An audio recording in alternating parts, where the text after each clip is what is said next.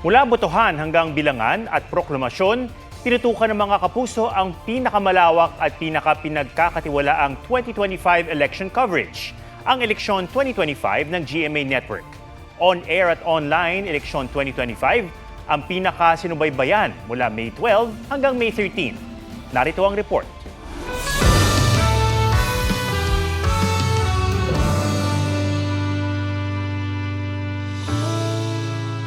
Mula sa botohan Ito po ang Eleksyon 2025.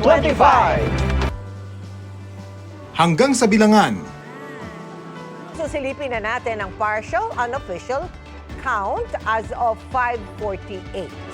hanggang sa proklamasyon ng mga nanalo sa iba't ibang posisyon sa lokal na pamahalaan. Inihatid ng GMA Integrated News ang pinakamalawak, pinakakomprehensibo,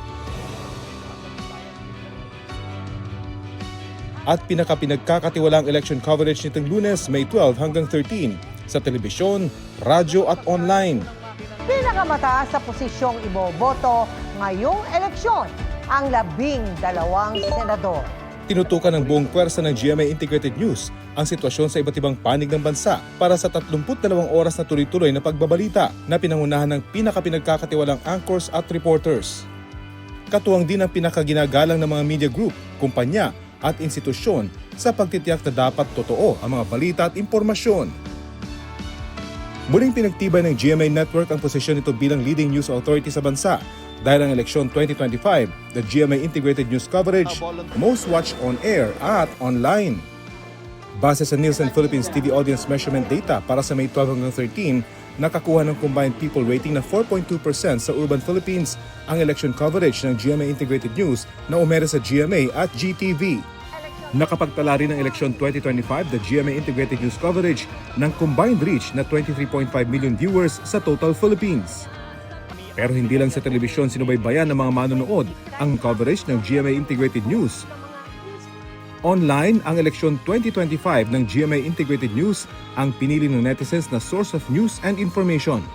Batay sa Global Video Measurement and Analytics Platform ng Tubular Labs, nakapagtalang live stream ng eleksyon 2025, the GMA Integrated News coverage ng kabuuang 112 million views across online platforms.